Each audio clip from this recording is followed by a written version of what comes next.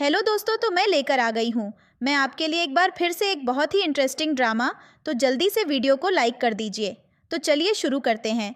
Drama की शुरुआत में हम अपने मेन लीड्स को एक साथ देखते हैं। तांग, जो कि हमारी फीमेल लीड है, और फैंगलेंग, जो कि हमारा मेल लीड है। तांग बोलती है, मैं फाइनली रेडी हूँ ये करने के लिए। फैंगलेंग बोलता है, तो फिर मेरे और करीब आओ और अंकल मत बोलो। फैंगलेंग पूछता है, क्या तुम नर्वस हो? वो हाँ में जवाब देती है। फिर ये दोनों किस करते हैं। अब हम 5 साल बाद का सीन देखते हैं। तांग एक कार से उतरती है और वो छुआइवान क्लब में दाखिल होती है, जहाँ एक लड़का आता है जिसका नाम शी होता है। शी कहता है, क्या तुम सच में वही हो? तांग कहती है, हाँ बिल्कुल। जिस पर शी कहता है, एक बार दोबारा अच्छे से सोच लो। वो कहती है, मैं सोच चुकी हूँ, मुझे उससे एक और बच्चा चाहिए। शी कहता है, ठीक है, तो मैं तुम्हें उनसे मिलवाऊंगा। अब वो उसे अंदर ले जाता है। उसके दोस्त कहते हैं, शी, तुम पहली बार किसी लड़की को साथ लेकर आए हो। जिस पर शी कहता है, ये मेरी मंगेतर है, तांग। जिस पर फैंगलेंग तुरंत पीछे मुड़ता है और तांग को देखकर शॉक हो जाता है और हमें पास्ट की कुछ झलकियां दिखाई जाती हैं। फैंगलेंग कहता है, तो ये तुम्हारी मंगेतर है? जिस पर शी के दोस्त कहते हैं, ये वही है ना जो कई साल पहले गायब हो गई थी। फैंगलेंग कहता है, अपनी मंगेतर को बोलो कपड़े बदलने के लिए। शी पूछता है, मतलब? फैंगलेंग कहता है, क्योंकि तुम्हारी मंगेतर के कपड़े बारिश की वजह से गीले हो चुके हैं। और वो एक लड़की को बुलाकर कहता है, इनके कपड़े बदलवा दीजिए। जिस पर तांग बोलती है, थैंक यू अंकल। इसके बाद वह लड़की तांग को बाहर से लेकर चली जाती है। शी अपने अंकल से कहता है, आपका तांग के बारे में क्या ख्याल है? फैंगलेंग कुछ बोलने वाला होता है, तभी शी के दोस्त बोलते हैं, क्या तुम्हें लगता है कि ये लड़की तुम्हारे परिवार के लायक है, क्योंकि ये पहले अपने परिवार से गायब हो गई थी? ऊपर से परिवार की एडॉप्टिव गर्ल है। ये सब सुनकर फैंगलेंग को बुरा लगता है और वह कहता है, आज के बाद मुझे ऐसी बकवास और बोरिंग पार्टी में मत बुलाना, और वहाँ से उठकर चला जाता है। दूसरे रूम में हम तांग को देखते हैं। शी का मैसेज आता है, अंकल चले गए। जिस पर टैंग अप सेट हो जाती है और वह कहती है, अब यही तो मेरी आंखें उम्मीद कर रही थीं। और हमें फ्लैशबैक दिखाया जाता है, जहाँ पर तांग ने एक बेबी गर्ल को जन्म दिया था। जब उसकी बेबी गर्ल 4 साल की हुई और उसका बर्थडे होता है, तब वह बच्ची बेहोश हो जाती है। उसे अस्पताल में एडमिट कराया जाता है। डॉक्टर बताती है कि बच्ची को हेमेटोपोइसिस है और हमें उसके लिए ल्यूकीमिया की ज़रूरत है। तांग पूछती है, ये ठीक कैसे होगा? डॉक्टर कहती है, हमें इंतज़ार करना होगा जब तक ल्यूकीमिया मैच नहीं होता। वैसे सबसे सुरक्षित तरीका ये है कि अगर आपके हस्बैंड को एक और बेबी की ज़रूरत हो, तो उस बेबी का ल्यूकीमिया ट्रांसफ़र कर सकते हैं। अब सीन वर्तमान में शिफ्ट होता है। तांग चेंज कर रही थी, तभी फैंगलेंग आता है। तभी उसे रूम से आवाज़ आती है और वह रूम की तरफ जाता है। रूम में झांक कर देखता है, तांग चेंज कर रही थी। उसे देखकर फैंगलेंग की हार्ट बीट बहुत ज़्यादा बढ़ जाती है और वह वहाँ से चला जाता है। दरवाजे की आवाज़ तांग सुन लेती है। वह बाहर आती है और फैंगलेंग को जाते हुए देखती है तो भागकर जाती है और कहती है, क्या आप मुझे ड्रॉप कर देंगे? पर फैंगलेंग उसे इग्नोर कर देता है। उसे रोकने के चक्कर में बेचारी गिर जाती है। तभी कार रुकती है और फैंगलेंग बाहर निकलता है छाता लेकर। वह तांग के पास आता है और कहता है, तुम यही करती हो क्या? जिस पर वह कहती है, लगता है तुम्हें किसी की भी परवाह नहीं है। जिस पर फैंगलेंग उसे अपनी साथ चलने को कहता है, जिससे तांग के चेहरे पर स्माइल आ जाती है, क्योंकि उसका काम तो हो ही रहा था। अब हम इन दोनों को कार में देखते हैं, जहाँ पर फैंग तांग को टिश्यू देते हुए कहता है, तुम खुद को संभाल नहीं पाती हो। जैसे वह उसे थैंक यू अंकल कहती है। इस पर फैंग कहता है, तुम मुझे क्या कहकर बुलाती हो? वैसे क्या तुम सच में शी के साथ शादी करने वाली हो?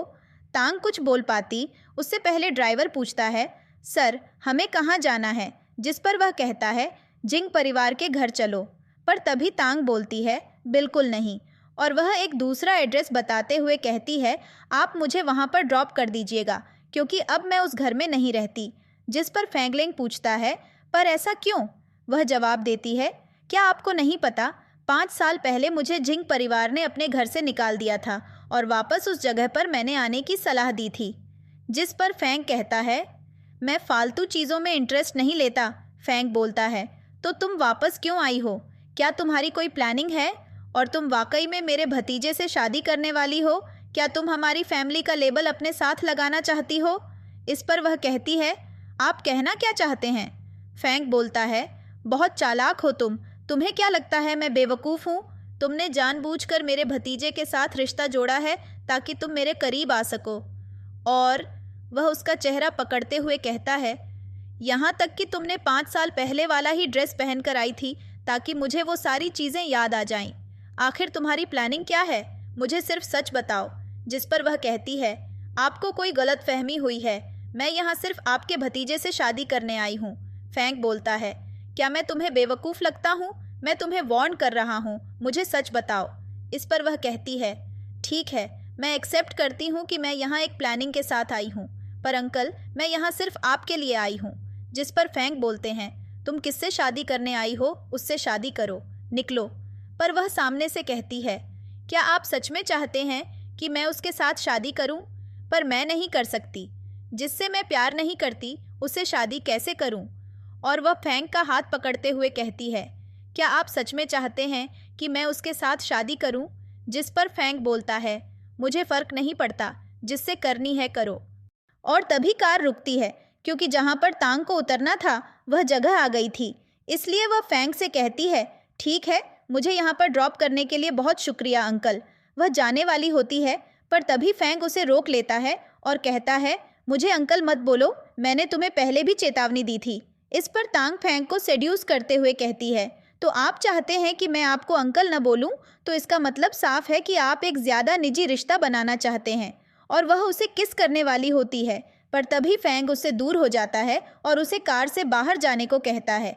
अब वह कार से बाहर आती है। बाहर बारिश हो रही थी। तभी उसके पास एक बस स्टैंड आता है और एक अम्ब्रेला देती है। वह कहती है, यह सब मैंने आपके लिए दिया है। जिस पर वह कहती है, क्या मैं आपसे कुछ पूछ सकती हूँ? असिस्टेंट कहता है, पूछिए। वह 4 साल पुराना फैंग का बिजनेस कार्ड दिखाते हुए कहती है, क्या इस पर जो नंबर है उससे मिस्टर फैंग से बात हो सकती है?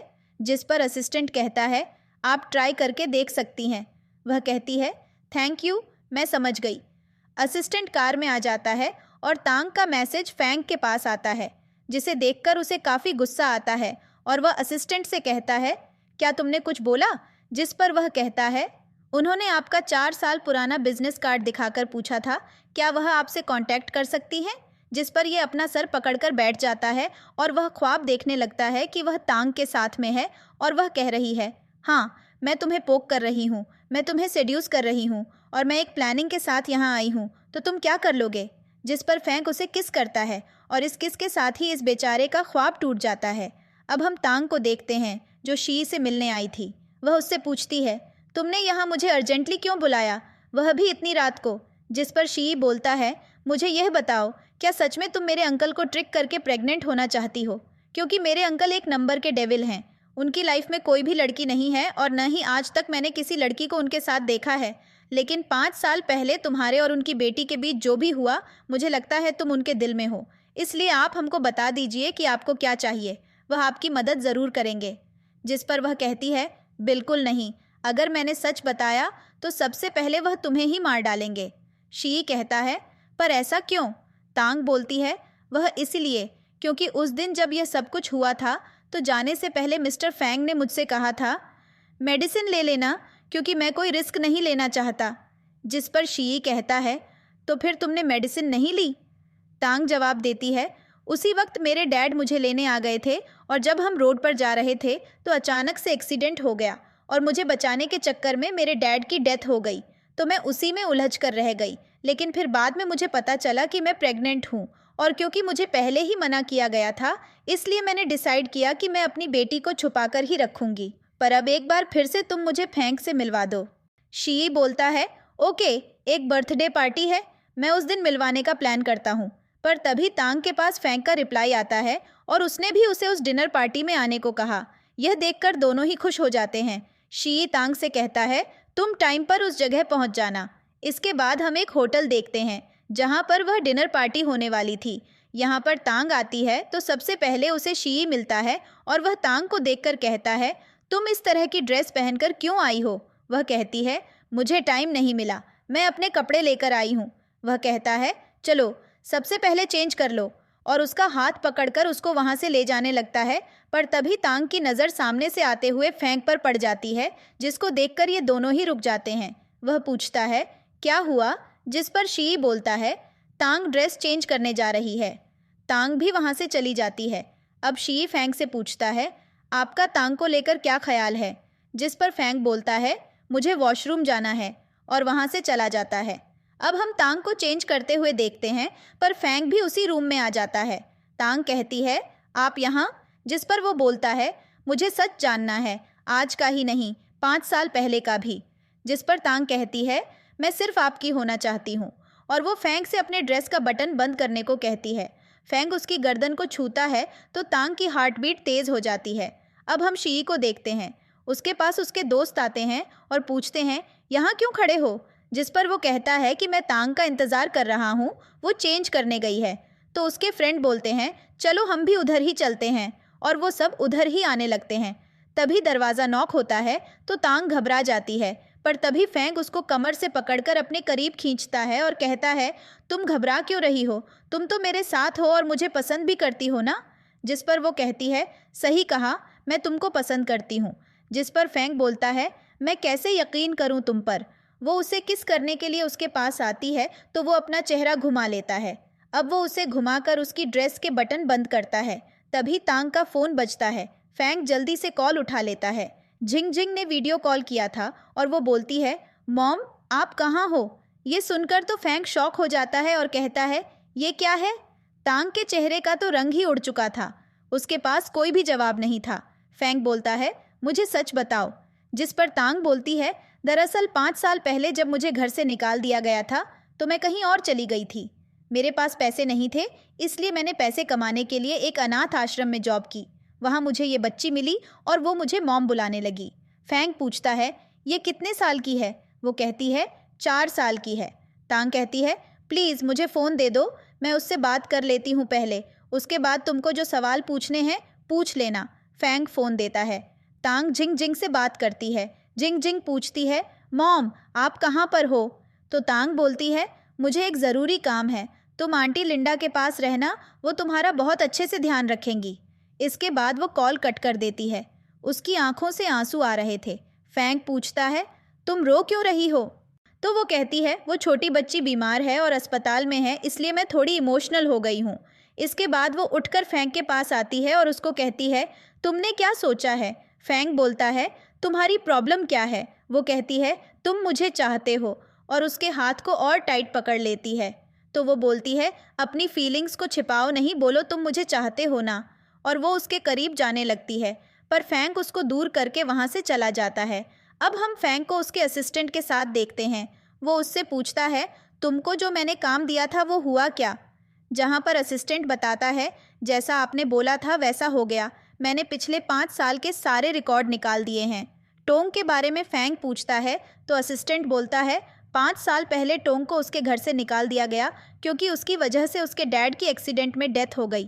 फैंग पूछता है, कैसे? असिस्टेंट बोलता है, क्योंकि उनके डैड उन्हें पिक करने गए थे। फैंग पूछता है, इससे मेरा कोई रिलेशन है क्या? जिस पर वो कहता है, हाँ, क्योंकि उससे पहले रात टोंग का बर्थडे था और आप उसके साथ थे। एक्सीडेंट के तुरंत बाद उसे वहाँ भेज दिया गया और उनको उनके डैड का फ्यूनरल भी अटेंड नहीं करने दिया गया। फैंग बोलता है, एक काम करो, टोंग से रिलेटेड एक लड़की है जिसका नाम जिंग जिंग है, वो उसमें है, उसके बारे में पता करो, वैसे हाल ही में वो हॉस्पिटल में है। Assistant, okay. अब हम टोंग को शी के साथ देखते हैं। वो पूछता है, कुछ हुआ? वो इनकार करती है और पूछती है, फैंग कहाँ पर है? वो कहता है, पार्टी में है, वैसे इनविटेशन तुम्हारी फैमिली को भी गया है और तुम्हारी मॉम और सिस्टर भी आई हुई हैं। इसके बाद वो उसे अंदर ले जाता है। वहाँ पर बैठे लोग आपस में बातें करने लगते हैं। वाइस प्रेसिडेंट की फियांसे है, ये तो बात ही खूबसूरत है। वाइस प्रेसिडेंट तो बहुत ही ज़्यादा लकी है। इन दोनों की नज़र सबसे पहले फैंग पर ही पड़ती है। फैंग के पास एक लड़की बैठी हुई थी। टोंग शी से पूछती है, ये लड़की कौन है? वो बताता है, ये सुन परिवार की लड़की है जिसको और ये अंकल को पसंद करती है। अंकल पर इसको बहुत बड़ा क्रश है। जिसू की नज़र जैसे ही टोंग पर पड़ती है तो उसे याद आता है कि उसने 5 साल पहले इस लड़की को फैंग के साथ देखा था। जिसू को बहुत ज़्यादा गुस्सा आता है। वह अपने मन में सोचती है, ये विच फिर से वापस आ गई मेरे प्यार को चोरी करने। टोंग शी से बोलती है, यह लड़की मुझे ऐसे घूर रही है जैसे मुझसे मार डालेगी। जिस पर शी बोलता है, शायद वह तुम्हें हेट करती है। और तभी वह इन दोनों के पास आ जाती है और शी से कहती है, तो यह तुम्हारी क्या फियांसे है? दिखने में तो ठीक ठाक ही है। टोंग शी कहता है, यह लड़की कौन है? क्या तुम मुझे इससे इंट्रोड्यूस नहीं करवाओगे? जिस पर वह कहता है, यह सुन परिवार की लड़की है। जिसू टोंग की तरफ हाथ बढ़ाती है तो वो उसके हाथ को पीछे करते हुए कहती है, मैं अपनी हैसियत वाले लोगों से ही हाथ मिलाती हूँ, और वैसे भी तुम्हारे तो कोई औकात नहीं है। तुमने तो अपने डैड पर ही पनौती डाल दी थी, इसलिए उनकी डेथ हो गई। और वह सभी लोगों से कहती है, देखो यह वही लड़की है जिसने अपने ही डैड का मर्डर किया है।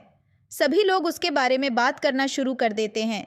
जिसू उसकी इंसल्ट करते हुए कहती है, तुम सच में बहुत ही वाहियात हो, तुम सबके लिए मनहूस हो। ये सुनकर उसको गुस्सा आता है और वह उसे एक थप्पड़ मारती है और कहती है, कैसी है, अपनी औकात में रहो।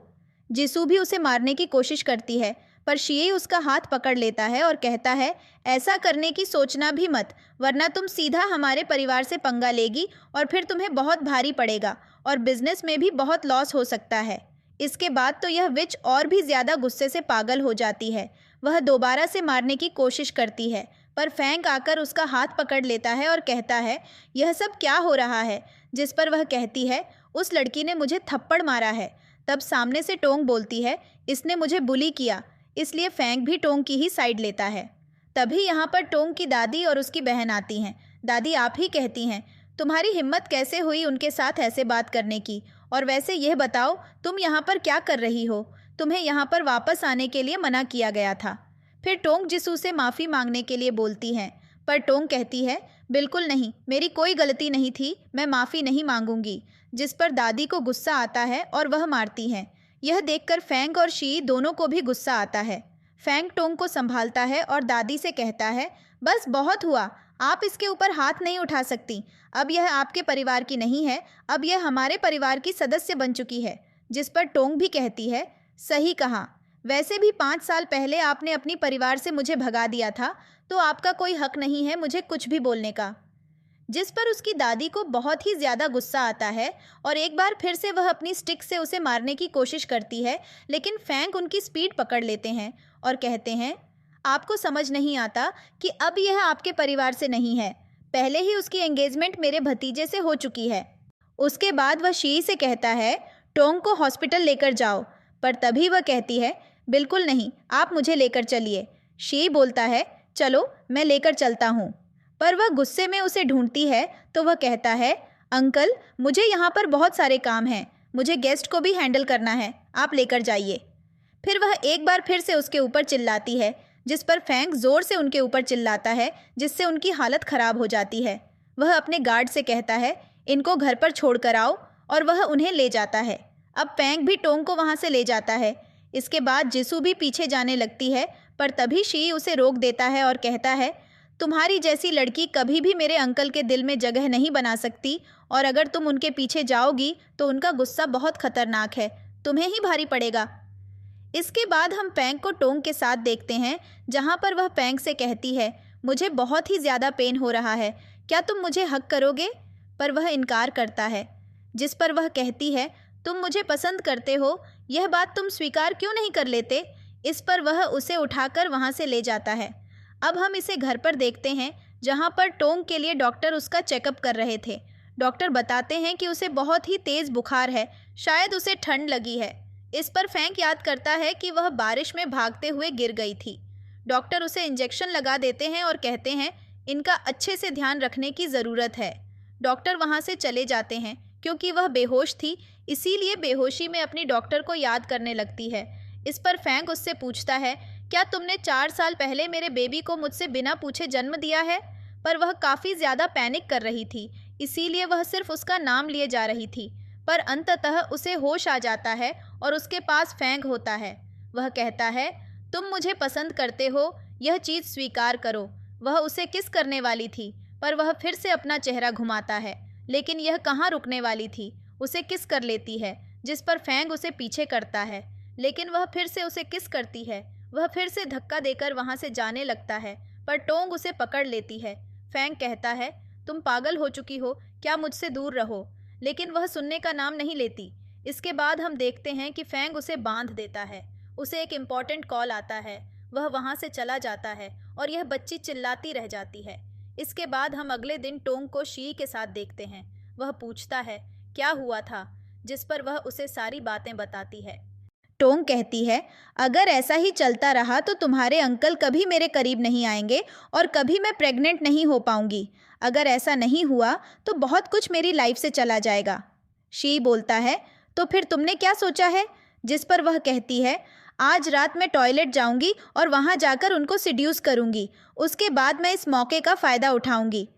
हम नाइट का सीन देखते हैं जहां पर फैंग अपने दोस्तों के साथ बैठा था। उसका दोस्त लड़कियों को रूम के अंदर बुलाता है और इन लड़कियों में टोंग भी होती है और इन सभी ने फेस पर मार्क लगाया हुआ था। फैंग का दोस्त उससे कहता है इन लड़कियों में से एक लड़की चुनो अपने लिए, पर वह इनकार कर देता है, जिस पर उसका दोस्त ही एक लड़की चुनता है और वह किसी और को नहीं बल्कि टोंग को ही बुलाता है और कहता है जल्दी से सर को वाइन सर्व करो। वह फैंग को वाइन सर्व करती है, पर फैंग उसे पहचान जाता है और उसका हाथ पकड़ लेता है। वह गुस्से में उसे पीछे धक्का देता है, जिस पर उसका दोस्त टोंग को कुछ पैसे देकर वहाँ से जाने को कहता है। वह जाने लगती है, पर उसका दूसरा दोस्त उसका हाथ पकड़ लेता है और कहता है यहीं पर रुको, वैसे क्या तुम मेरे साथ चलना पसंद करोगी रूम में। ये देखकर फैंग को गुस्सा आता है और वह उसका हाथ छुड़ाता है और पैसे भी हवा में उड़ाकर उसे रूम से बाहर ले जाकर कहता है यह सब क्या है, तुम पागल हो चुकी हो क्या। अभी मैं तुम्हारे फियांसे को बुलाता हूँ और तुम्हें घर भेजवाता हूँ। जिस पर वह कहती है मैं तुम्हारी वुमन हूँ और मुझे तुम ऐसे नहीं भेज सकते, और उसे किस कर लेती है।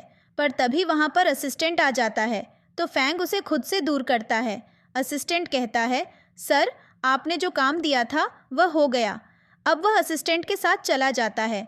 टोंग समझ गई थी कि फैंग ने जिंग के बारे में पता करवाया है। इसके बाद हम फैंग को असिस्टेंट के साथ रूम में देखते हैं जहां पर फैंग फाइल पढ़ रहा था और उसे पता चल जाता है कि जिंग उसी की डॉटर है और फिलहाल वह बहुत ही ज़्यादा बीमार है। रूम की बाहर हम टोंग को खड़े हुए देखते हैं जो कि सारी बातें सुनने की कोशिश कर रही थी, पर उसे कुछ भी समझ नहीं आता। असिस्टेंट रूम के बाहर आता है, वह चला जाता है। गुस्से में फैंग उसे रूम के अंदर खींचता है और कहता है तुमने मुझसे ये बात क्यों छुपाई कि वह मेरी डॉटर है, और उसे गुस्से में किस करता है। अब हम थोड़ी देर बाद का सीन देखते हैं जहां पर ये लोग इंटीमेट हुए थे।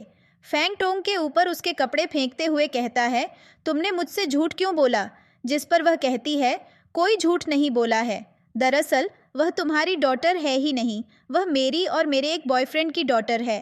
5 साल पहले मैं उसके साथ रिलेशनशिप में थी, पर सिर्फ हमारा रिलेशन टूट गया। जिस पर वह कहता है मैं पागल नहीं हूँ, मुझे सब समझ आता है, क्योंकि वह बीमार है इसलिए तुम्हें दूसरा बेबी चाहिए, इसलिए तुम मुझे सिड्यूस करने के लिए आई हो। इस पर वह इनकार करती है और यह चीज़ स्वीकार ही नहीं करती। वह उसे बोलती है जो तुम्हें पसंद करती है इसलिए यहाँ पर मैं हूँ, और वह उसे बैक हग करने वाली थी, पर फैंग गुस्से में वहाँ से चला जाता है। इसके बाद वह रात के 2 बजे शी से मिलने के लिए आता है और कहता है जिंग मेरी डॉटर है, यह बात तुम्हें पता थी क्या। इस पर वह सामने से बोलता है तो फाइनली आपको सच पता चल ही गया, मैंने तो पहले ही उसे बोला था कि आपको सब सच बता दें। चलो खैर, जब आपको पता चल ही गया है तो हाँ, वह आदमी की डॉटर है और फिलहाल वह बहुत ज़्यादा बीमार है। अब शी फैंग से स्माइल करते हुए पूछता है क्या आप सेक्स करके आए हो उसके साथ, जिस पर वह गुस्से में उसे पर चिल्लाता है। फैंग शी से पूछता है तुम्हें क्या लगता है उसने यह बात मुझसे क्यों छुपाई, जिस पर वह जवाब देता है क्योंकि उसे लगता है आप बच्चों से नफरत करते हैं, आपको बच्चे जरा भी पसंद नहीं हैं और शायद आपने भी उसे यही बोला था। इसके बाद हम टोंग को हॉस्पिटल में जाते हुए देखते हैं जहां पर उसकी बहन पहले से मौजूद थी। इसके बाद वह जल्दी से अपनी डॉटर से मिलाती है। वह अपनी डॉटर से मिलकर बहुत खुश होती है। उसकी डॉटर भी बहुत ही ज़्यादा खुश थी। अब हम इन दोनों बहनों को बात करते हुए देखते हैं जहां पर उसकी बहन पूछती है क्या तुम अब मुझे सब बताओगी, जिस पर वह बोलती है मैं पूरी कोशिश कर रही हूँ, मुझे लगता है अब मैं प्रेग्नेंट हो ही जाऊंगी। अब हम टोंग को घर पर आते हुए देखते हैं। वह घर में घुसने ही वाली थी कि तभी पीछे से फैंग आ जाता है और उसे पकड़ लेता है। वह भी घर के अंदर आ जाता है और बस फिर क्या था, यह दोनों एक दूसरे को किस करते हैं और इंटीमेट हो जाते हैं। अगली सुबह हम दोनों को साथ में देखते हैं जहाँ पर टोंग बोलती है क्या तुम मेरी मदद कर रहे हो, जिस पर वह कहता है बिल्कुल नहीं, वह मेरी भी डॉटर है, इसलिए यह मेरा फ़र्ज़ बनता है। इसके बाद फैंग टोंग को अपने घर पर लेकर आ जाता है। अब हम रोड पर जिसू को देखते हैं, जो फैंग की कार के सामने खड़ी थी और उनका रास्ता रोकने की कोशिश कर रही थी। वह फैंग से बात करना चाहती थी, पर हमारा हीरो ज़रा भी भाव नहीं देता और कार के साथ वहाँ से चला जाता है और यह गुस्से में ही रोड पर खड़ी रह जाती है। अब हम शी को टोंग के साथ कॉल पर बात करते हुए देखते हैं, जहाँ पर वह पूछता है, तुम कहाँ पर हो और कहाँ जा रही हो? जिस पर वह जवाब देती है, मैं रिसेप्शन सेंटर में हूँ और जल्द ही कंपनी आ रही हूँ खाना लेकर। उसके बाद वह कॉल कट कर देता है। अब वह अपने अंकल को यह बात बताता है, जिस पर फैंग उसको एक फ़ाइल देते हुए कहता है, तुम्हें इसे देखने की ज़रूरत है। वह देखता है, उसमें कुछ फ़ोटो थे जिसमें टोंग, उसकी बेटी और उसकी बहन होती है, जिसको देखकर वह शॉक होता है और कहता है, आपकी बहन सच में उसकी मदद कर रही थी। वह हमें जवाब देता है। अब फैंग कहता है, क्या तुमने कभी मेरी बेटी को देखा है जब तुम उससे मिले थे? वह कहता है, हाँ बिल्कुल, मैंने उसे कई बार देखा है। जिस पर फैंग बोलता है, पर मैंने उसे कभी नहीं देखा। क्या तुम मेरे साथ उसे देखने के लिए अस्पताल चलोगे? जिस पर वह ओके बोल देता है। अब हम फैंग को उसके कैबिन में बैठे हुए देखते हैं। टोंग उसके लिए खाना लेकर आती है और कहती है, यह मैंने आपके लिए स्पेशली बनाया है और खाना दिखने में वाकई बहुत अच्छा होता है। तभी फैंग के पास एक कॉल आती है, इसीलिए टोंग बोलती है, तो मैं जाती हूँ, पर वह इशारे में उसे जाने से मना करता है। वह कॉल कट करता है और चेयर पर बैठते हुए कहता है, मेरा सर बहुत दुख रहा है। वह सर दबाने लगती है और तभी उसकी नज़र टेबल पर रखी जिंग याह की फ़ोटो पर पड़ती है और वह शॉक होती है। फैंग जल्दी से फ़ोटो को छुपा देता है और कहता है, हमें एक इवेंट में जाना है, चलो, और उसे अपने साथ लेकर जाते हैं। अब हम इन दोनों को कार में देखते हैं, जहाँ पर टोंग फैंग को बिस्किट खाने को देती है, पर वह इनकार करते हुए कहता है, क्या मैं तुमको छोटा बच्चा दिखता हूँ जो मैं यह कैंडी खाऊं? और वो कार में उसे किस करने वाला था, वह उसके बहुत ही ज़्यादा क्लोज आ जाता है। वह उसे किस कर पाता, उससे पहले ही ड्राइवर ब्रेक लगा देता है और कहता है, सर हम पहुँच गए हैं। इसके बाद वो कार से उतरकर चला जाता है। ये दोनों एक ऑक्शन में आए थे। यहाँ पर जीसो भी मौजूद थी। जब ये दोनों आते हैं तो कुछ लड़कियाँ इनको देखकर बातें करने लगती हैं कि यह तो इनके भतीजे की फियांसी है, पर यह इनके साथ क्यों आई है? अब और वह उसके बारे में काफ़ी ज़्यादा बातें कर रही थी। ये सारी बातें सुनकर इस बेचारी को बुरा लगता है और ये वॉशरूम में जाती है, पर तभी यहाँ पर जीसो आ जाती है और वह आकर कहती है, क्या तुम्हारे यही काम है? क्या तुम मेरे प्यार को मुझसे छीनना चाहती हो? जिसमें सामने से टोंग बोलती है, क्या तुम्हारे भी यही काम है? जो लड़का तुमने इंटरेस्टेड नहीं है उससे परेशान करना, उसकी ज़िंदगी में घुसना? जिस पर जीसो उसके ऊपर हाथ उठाती है, पर वह तो हाथ पकड़ लेती है और कहती है, अपना हाथ अपने पास रखो, मुझसे पंगा लेने की ज़रूरत नहीं है, वरना तुम्हें छोड़ूंगी नहीं। फिर वहाँ से चली जाती है। जीसो को बहुत ही ज़्यादा गुस्सा आ रहा था। अब मैं तुम्हें नहीं छोड़ूंगी, जैसे तुम्हारे बाप को मरवाया था वैसे तुम ही मरवा दूंगी। जब टोंग वहाँ पर आती है तो फैंग पूछता है, आखिर हुआ क्या? वह कहती है, मैं एकदम ठीक हूँ, कुछ भी नहीं हूँ आप। अब ऑक्शन शुरू होता है। अब यहाँ पर जीसू को लाया जाता है। जैसे ही वह आती है तो टोंग उसको देखकर बहुत ज़्यादा गुस्सा आता है। फैंग बोलता है, तुमको ही डिसाइड करना है किसके साथ क्या होगा। और हमें एक फ्लैशबैक दिखाया जाता है जहाँ पर जीसू अपने फादर के सामने बैठी थी और उसके फादर उसके ऊपर चिल्ला रहे थे कि उसने क्या कर दिया, दूसरों को कैसे परेशान कर सकती है। उसकी वजह से उनके ऊपर बहुत सारी मुसीबतें आ गई हैं और कहते हैं, जाकर चुपचाप माफ़ी मांग लेना। जब वह इनकार करती है तो थप्पड़ मारते हैं और माफ़ी मांगने को कहते हैं। अब सीन वापस प्रेजेंट में आता है, जहाँ पर वह टोंग के सामने बैठी थी और वह माफ़ी मांगती है, पर टोंग बोलती है, जो तुमने किया है उसकी तुम्हें माफ़ी नहीं मिलेगी, बल्कि जो तुमने किया है मैं भी वही करूँगी। जिस पर वह गुस्से में उसके ऊपर चिल्लाती है। टोंग उसकी तरफ बढ़ती है, वह ज़मीन पर लेट जाती है। वह असिस्टेंट की तरफ इशारा करता है।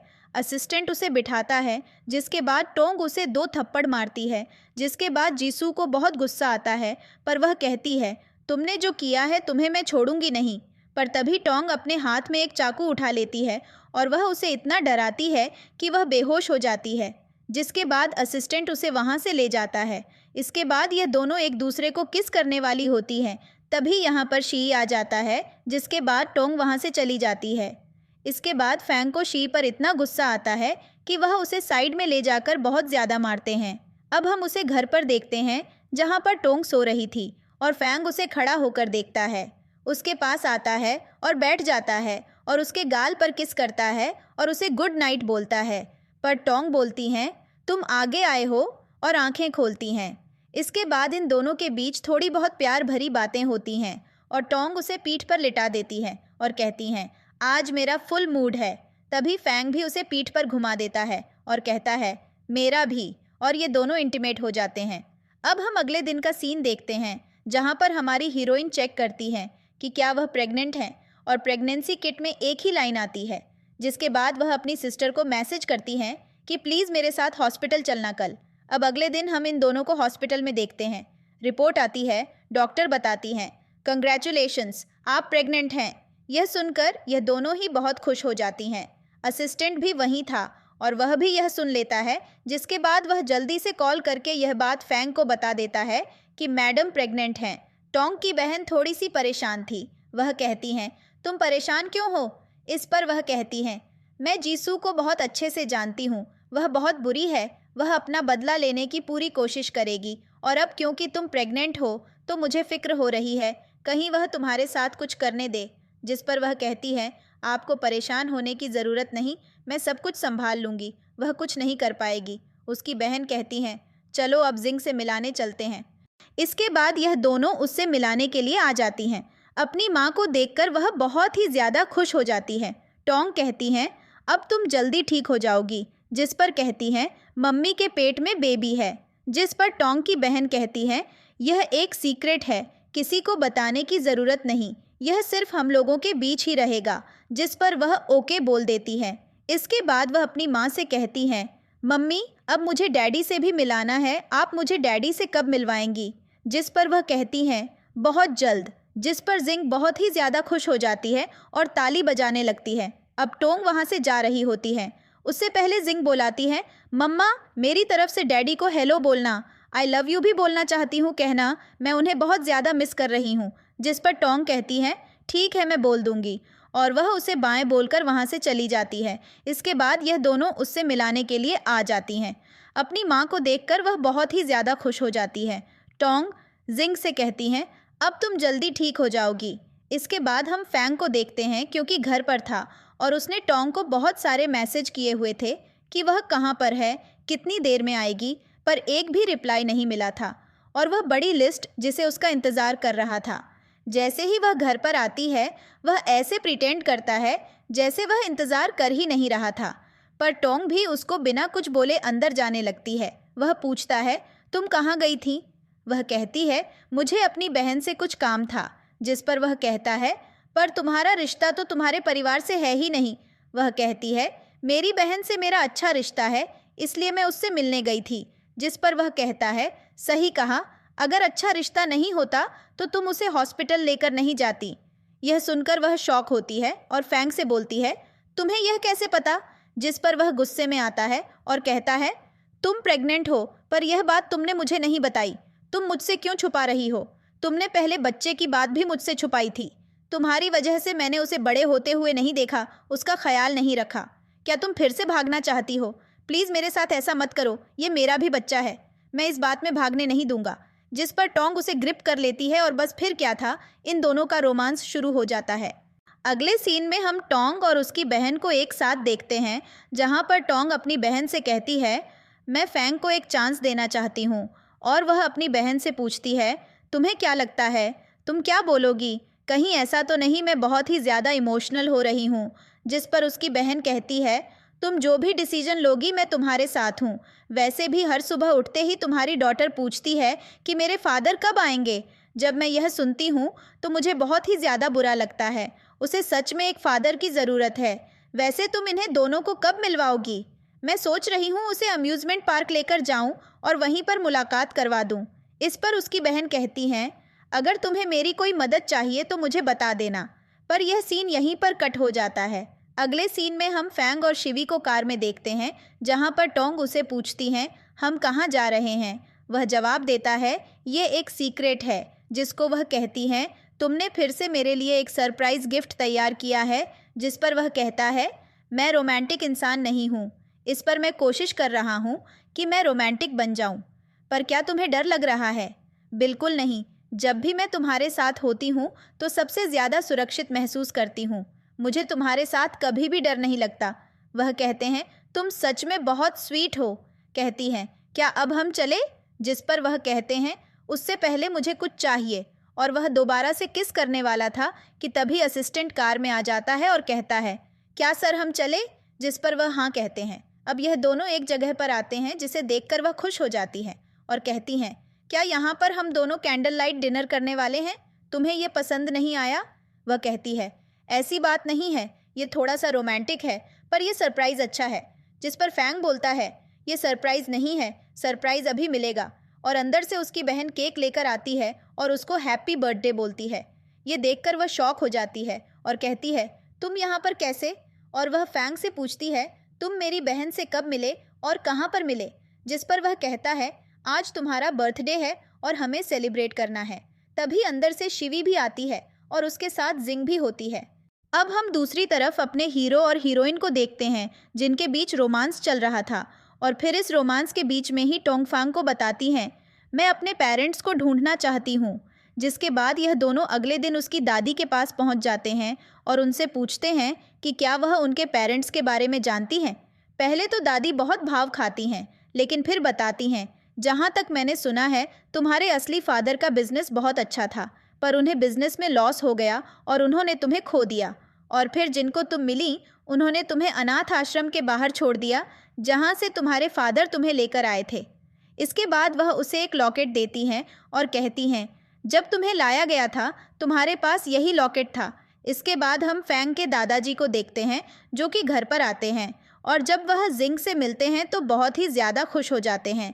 इसके बाद हम इन्हें सभी को एक साथ बैठे हुए देखते हैं जहां पर उसके दादाजी पहले तो गुस्सा करते हैं लेकिन बाद में बहुत ही ज़्यादा खुश हो जाते हैं। इसके बाद फैंग और टोंग की दादी से मिलने जाते हैं और उन्हें बताते हैं कि वह दोनों जल्दी शादी कर रहे हैं। यहाँ पर वह उनसे जिंग को भी मिलवा देते हैं। इतनी प्यारी सी बच्ची से मिलकर वह भी इन लोगों को माफ़ कर देती है। अब हम इनकी शादी देखते हैं, लेकिन शादी के बीच में हम जिसू को देखते हैं जो कि चुपचाप टोंग के हेयर चुरा रही थी। इसके बाद फाइनली हीरो और हीरोइन की शादी हो जाती है और फिर हम इनको घर पर देखते हैं जहां फैंग टोंग को किस करता है। अब हम जिसू की मॉम को देखते हैं जो कि काफ़ी ज़्यादा परेशान थी। उसके डैड पूछते हैं, क्या हुआ? जिस पर वह बताती है, आज मैं मैरिज में गई थी जहाँ पर मैंने टोंग को पहली बार देखा और ऐसा लगा जैसे मैं उसे पहले से जानती हूँ। वह बिल्कुल वैसी है जैसी मैं हूँ। वह दिखने में अपनी बहन जैसी है। वह शायद हमारी खोई हुई बेटी है। यह सुनकर तो उसके डैडी शॉक हो जाते हैं। अब अगले दिन हम जिसू को देखते हैं जो कि अपने डैड का हेयर सैंपल लेती है डीएनए टेस्ट करवाने के लिए और डीएनए टेस्ट होने के लिए दे देती है। दूसरी तरफ हम उसकी मॉम को देखते हैं जो कि छिपकर टोंग को देख रही थी, पर उससे रहा नहीं जाता, इसलिए वह उससे मिलने जाती है और उससे बहुत ही अच्छे से बात करती है। साथ ही उसकी डॉटर से भी वह रात तक उन्हीं के साथ घूमती है और रात में उन्हें अच्छे से बाएं बोलकर चली जाती है। रात में टोंग ये सारी बातें फैंग को बताती है। यह सब उसे काफ़ी अजीब लगता है, इसलिए अगले दिन ही दोनों उनसे मिलते हैं तो बताती हैं, तुम मेरी खोई हुई बेटी हो, और उसे फ़ोटो भी दिखाती है। पर कहीं ना कहीं हमारी हीरोइन से नाराज़ थी। वह घर पर आकर अपने हस्बैंड को यह बात बताती है। तभी वहाँ पर जीसू आती है और वह खुश होकर बताने लगती है, तुम्हारी बहन मिल गई और वह कोई और नहीं टोंग है। पर जीसू यह बात पहले से जानती थी। वह उनके सामने तो कुछ भी नहीं करती और उसका दिमाग खराब हो चुका था गुस्से से, इसलिए वह अपने रूम में आती है और कॉल करके बोलती है, उस लड़की की किडनैप कर लो। अब हम देखते हैं कि जीसू ने टोंग का किडनैप करवा लिया था। टोंग उससे पूछती है, तू मेरे साथ ऐसा क्यों कर रही हो? इस पर वह कहती है, तुम बहुत बुरी हो, तुमने मुझसे सब कुछ छीन लिया, चाहे वह मेरा प्यार हो या मेरे पेरेंट्स, पर तुम कभी नहीं सुधरी। पर तभी यहाँ पर जिसू के पेरेंट्स आ जाते हैं। उसकी मॉम तो ये देखकर बहुत ही ज़्यादा रोती है, पर वह अपनी मॉम पर चिल्लाते हुए कहती है, आप पागल हो चुकी हैं, मैं हमेशा से आपके पास थी, पर आप इसी को याद करते थे, तुम लोगों ने मुझे कभी भी प्यार नहीं किया। इसके बाद सीन कट होता है और हम फैंग और टोंग को एक साथ देखते हैं, जहाँ पर फैंग असिस्टेंट को बोलता है, बेहतर से बेहतर सिक्योरिटी का इंतज़ाम करो। टोंग पूछती है, ऐसा क्यों? जिस पर वह कहता है, क्या तुम भूल गई? और वापस 3 वहीं पर शिफ्ट होता है जहां पर उसका किडनैप हुआ था। उसके पेरेंट्स बहुत ही ज़्यादा रो रहे थे। जीसू की मॉम कैसी है इसको जाने तो, पर वह सुनने का नाम नहीं लेती। वह कुछ कर पाती उससे पहले ही हीरो यहाँ पर आ जाते हैं और उसे बचा लेते हैं और जीसू का जो वहाँ पर आदमी था वही उसे पकड़ लेता है और उसे पता चलता है कि वह और कोई नहीं बल्कि असिस्टेंट होता है। अब हम कुछ महीनों बाद का सीन देखते हैं जहाँ पर यह दोनों एक साथ बैठे हुए थे और जांग इनके पास आती है। वह एक वाइट कलर का फ्लावर लेकर आई थी और पूछती है, जल्दी बताइए न्यू बेबी कब आएगा। वह कहते हैं बहुत जल्द। इसके बाद हम 2 महीने बाद का सीन देखते हैं जहाँ पर फैंग और टोंग डॉक्टर के सामने बैठी हुई थीं। डॉक्टर बताते हैं आपका बेबी बहुत ही ज़्यादा हेल्दी है और साथ ही जांग का भी ऑपरेशन हो चुका है, वह भी एकदम ठीक है। अब हम इन्हें दोनों को घर पर एक साथ देखते हैं जहाँ पर यह जांग के साथ होते हैं और उसकी बच्ची के हाथ में उनका फैमिली फ़ोटो होता है और यह सभी बहुत ही ज़्यादा खुश होते हैं और इसी के साथ इस ड्रामा की हैप्पी एंडिंग हो जाती है।